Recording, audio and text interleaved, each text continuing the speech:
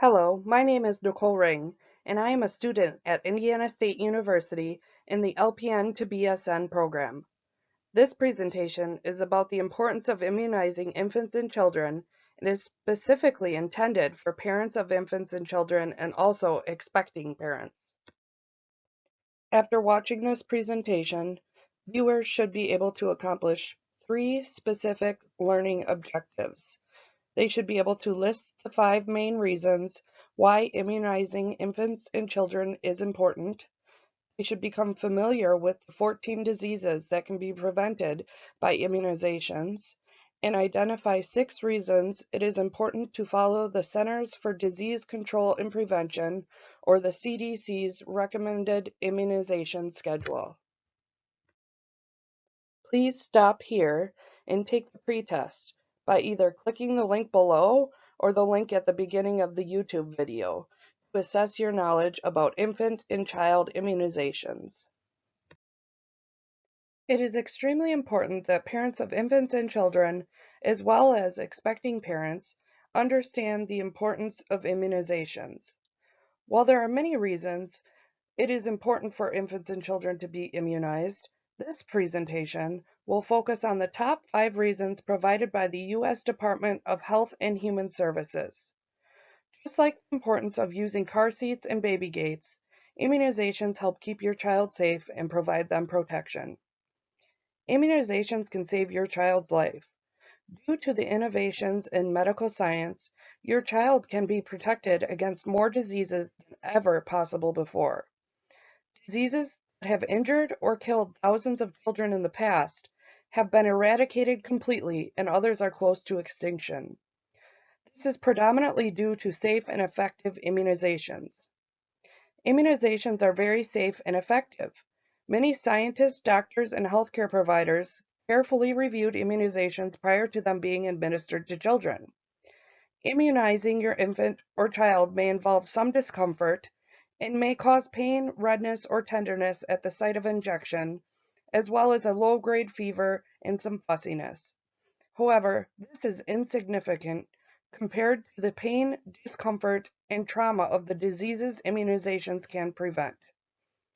Serious side effects after an immunization, such as severe allergic reaction, are very rare. The disease prevention benefits of getting your infant or child immunized are much greater than the possible side effects for almost everyone. Immunization protects others you care about.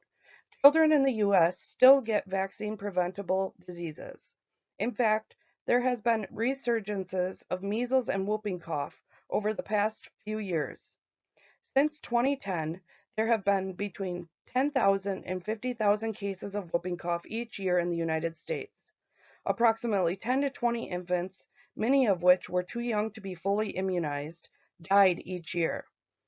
While some infants are too young to be protected by immunization, others may not be able to receive certain immunizations due to severe allergies, weakened immune systems from conditions like leukemia, or other reasons. To help keep the unimmunized safe, it is important that you and your children who are able to get immunizations are fully immunized. This not only protects your family, but also helps prevent the spread of these diseases to your friends and loved ones. Immunizations can save your family time and money. A child with an immunization preventable disease can be deprived of attendance at schools or child care facilities. Some immunize preventable diseases may result in prolonged disabilities and can result in financial burden due to lost time at work, medical bills, or long-term disability care. Getting immunized against these diseases is a great investment and is generally covered by insurance. Immunization protects future generations. Immunizations have reduced and in some cases eradicated many diseases that severely disabled and even killed people just a few generations ago. The smallpox immunization exterminated the smallpox disease worldwide. Our children no longer have to get smallpox immunizations anymore because the disease no longer exists. By immunizing children against rubella, the risk that pregnant women will pass this virus on to their fetus or newborn has been significantly decreased, and birth defects associated with the virus are no longer seen in the United States. If we continue fully immunizing now, future parents may be able to trust that some diseases present today will not be around to harm their future children. Thanks to immunizations, infants and children can be protected from 14 different diseases. 14 diseases that immunizations can protect infant and children from include polio, tetanus, the flu or influenza, hepatitis B, hepatitis A, rubella, Hib or Haemophilus influenza type B, measles, the whooping cough or pertussis, pneumococcal diseases, rotavirus, mumps, chickenpox, and diphtheria.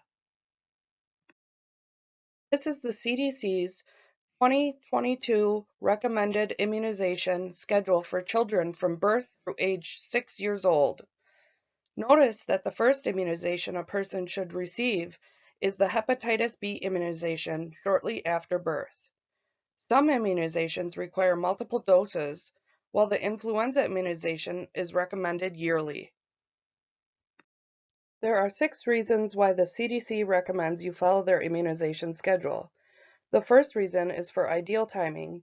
The CDC's recommended immunization schedule is based on how your child's immune system reacts to immunizations at various ages and how probable it is for your child to be exposed to a particular disease.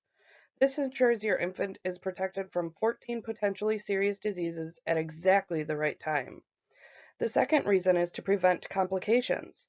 Infants are born with some immunity, but have not yet built up the necessary defenses against the diseases that immunizations can prevent.